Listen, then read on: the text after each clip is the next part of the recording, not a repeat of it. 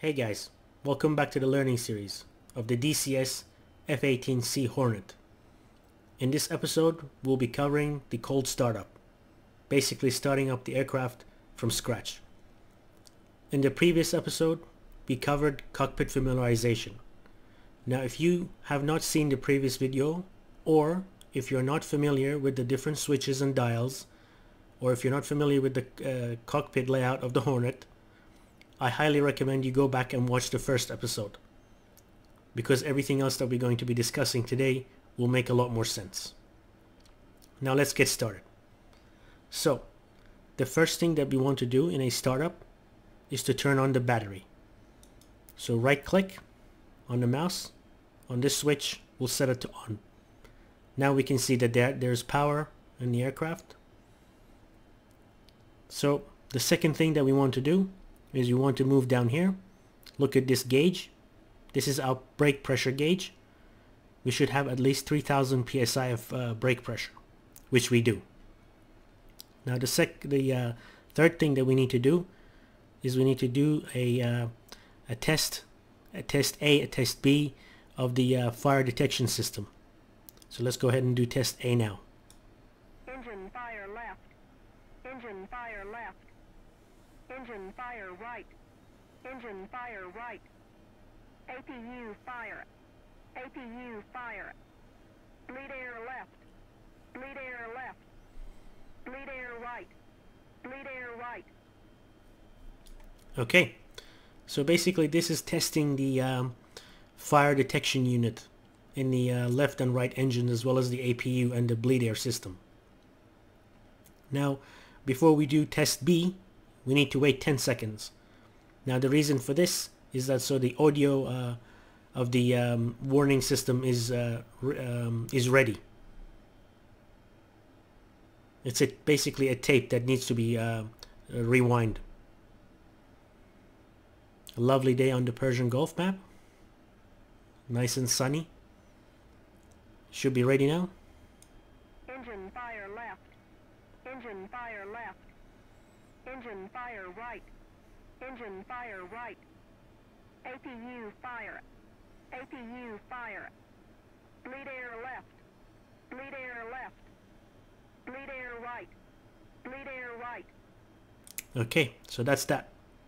So next step is to turn on the APU, which is right here. We'll go ahead and turn on the APU, and you can immediately hear the sound of the APU starting. Now we're going to wait for this light, this ready green light, to come on before we crank the engine. And there we go, we have the light. Next, this switch over here is the engine crank switch. It has a left and a right position, as well as off. So we want to go ahead and start the right engine. Right click on this switch, and there we go. We can immediately see that the RPMs on the right engine go up. Now we're looking for RPMs of 20 to 25% before we move the throttle from the off to the idle position. Now you can move the throttle from off to idle using right shift and home for the right throttle, right alt and home for the left throttle. So there we go. Now we've reached a 65 to 66%. That means that the right engine is up and ready. It's running. Okay, so the next thing that we have to do is we have to rotate the bleed air knob all the way clockwise 360 degrees. Basically from norm all the way back to norm, clockwise. You can do that with the right mouse click. There we go. And now you can hear the bleed air system as well.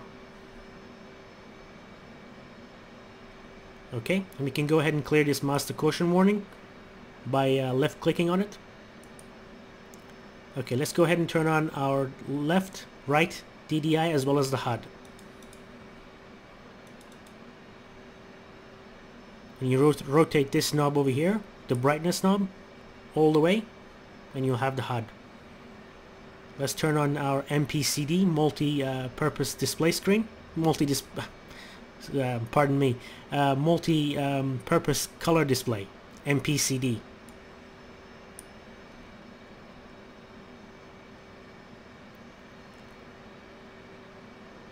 This should come online as well. There we go. Now this display is a little bit more special than the DDIs. It can display the ground radar as well as a color moving map. Okay, so let's talk about the DDIs for a second. The DDIs source their information from two main pages. One is the tactical page, the other one is the support page. And you can change around the main menu page with this button right here. So at the moment we're on the tactical page. Now this is the support page. So we want the FCS page on the left DDI. And immediately we can see that we have a bunch of crosses here on the FCS page. Those crosses indicate errors or faults within the FCS system. Now down here there's something really interesting. It is the the G that the aircraft is limited to.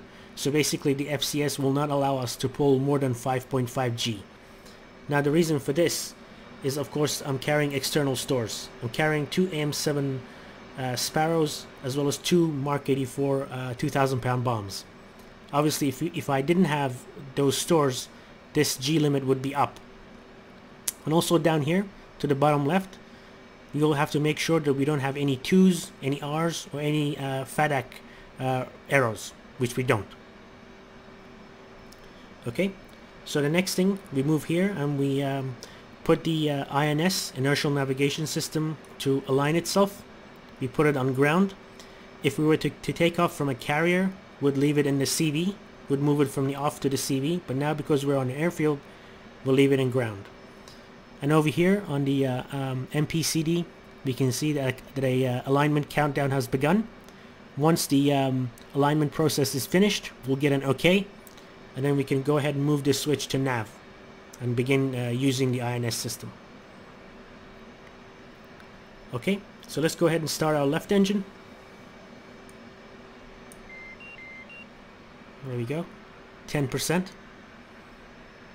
We're looking for an RPM value of 20 to 25%. So right Alt and Home will bring the engine throttle, left engine throttle, from off to idle.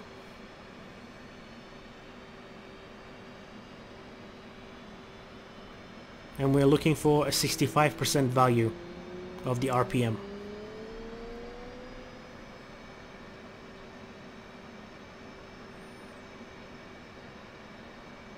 And there we go.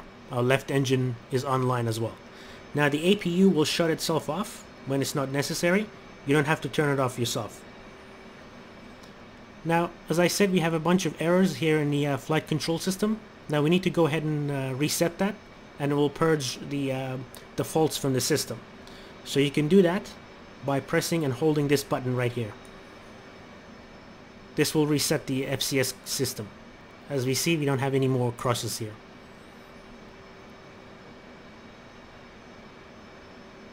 Okay, so the next thing to do is to turn on the oxygen, or the onboard oxygen generation system, OBOGS, which is written right here. So that's on. Next, we'll go ahead and turn on the radar.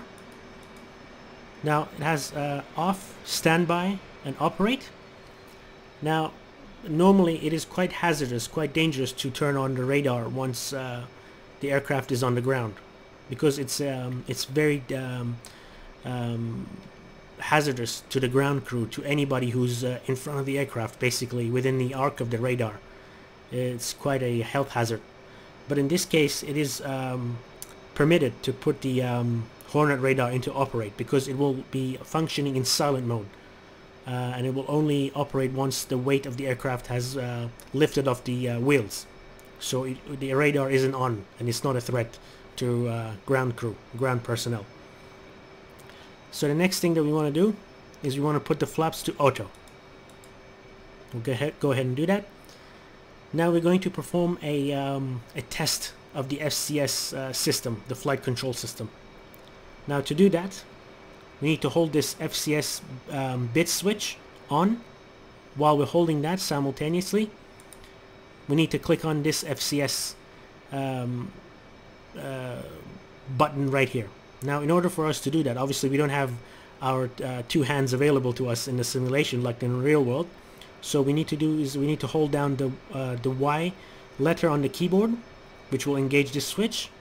And at the same time we can click on the FCS, and we can see that it has put the FCS into a test mode.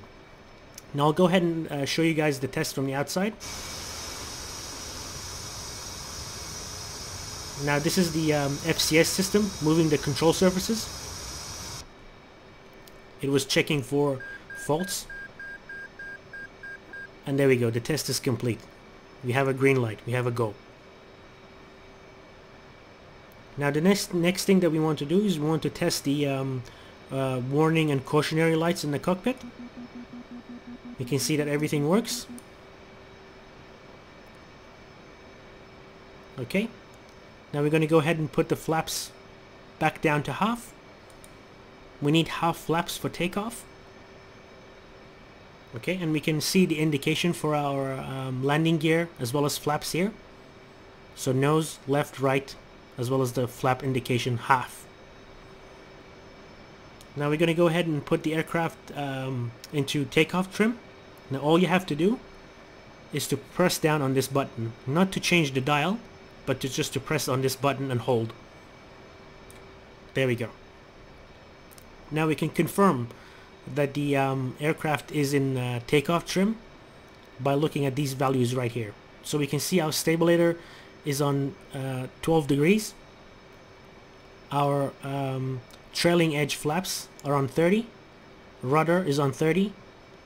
Now our leading edge flaps, which is the stuff out here in front of the wing, leading edge flaps. Now this should have a value of 30 as well. But because I'm carrying stores, weapon stores, it is not on 30, it is on 12. Now normally if you're flying a clean airplane without any stores, you should have 30 on the LEF as well, the leading edge flaps. But we won't worry about that now. Now we're going to go ahead next and uncage our ADI, our standby ADI. There we go. You can do that with the mouse wheel, rolling the mouse wheel down. Next, we're going to go ahead and close the canopy. Now, as I said in the previous video, this is a spring-loaded switch. You need to hold it down until the canopy stops moving. That means that the canopy is now locked, is closed and locked. If you don't hold the switch all the way down until the canopy stops moving, then the canopy will not be locked. And there's a chance that the canopy will just break open in flight, which will not be a good thing. Now we move down here to the MPCD. And we can see that the alignment process is finished. We have an OK here. So we're going to move the switch to nav with the right click of the mouse. Now we're in navigation mode, so we can use the inertial navigation system now. It's already aligned for us. So now we're going to make some changes to the DDIs. We're going to change this DDI to the HUD. So basically it's showing us a mirror image of the HUD here.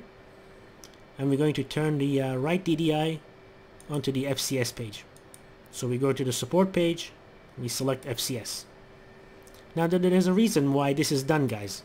The reason is in case when you're about to take off and you have a HUD failure, you have this DDI to help you. And also we have this FCS page here until we complete our takeoff, in case we know that there's some sort of error in the flight control system. If there's an error, obviously you would abort the takeoff, or you do something to compensate for it. Now the next thing we can do is we can go ahead and set our bingo fuel limit. You do that with these two arrows right here. So as you can see, it's moving in values of 100. I'm going to set about 1,000 for our bingo limit. Now when you get closer to this limit, you will hear a low fuel warning. There will be an audio warning, and once you reach the 1000 bingo level, you will hear the word bingo, basically. Now the next thing to do is to set the radar altimeter. And I'm going to go ahead and set it to about 200 feet, which is what is normally done for an airfield takeoff. If you were taking off from the carrier, you'd have it set to about 50 to 60 feet. Now you can push this in to test the radar altimeter, which works. Now there's only two things left, and that is to release the parking brake. You do that with the left click of the mouse, and now it's released. Now this lever here works two different things. It's an emergency brake as well as a parking brake. And the last thing is to arm up the ejection seat. Moving this down will arm the ejection seat, and you can adjust the harness as well. Now one more thing, this button here will change your seat. You basically the height, your seating height within the cockpit, so you can go up or go down. Now you can set this to whatever you're comfortable with within the cockpit, obviously. However you'd like to see the HUD. If you think you're sitting too high or too low, you can adjust it with this. Now guys, that's about it. The aircraft is ready. It's ready to go. And obviously the rest of the stuff like navigational lights, interior lights, that's all up to you. You can set everything else to your own desire. Thank you so much for watching. If this video helped you out, if you enjoyed the video, please remember to leave a like. And if you haven't already subscribed, please subscribe.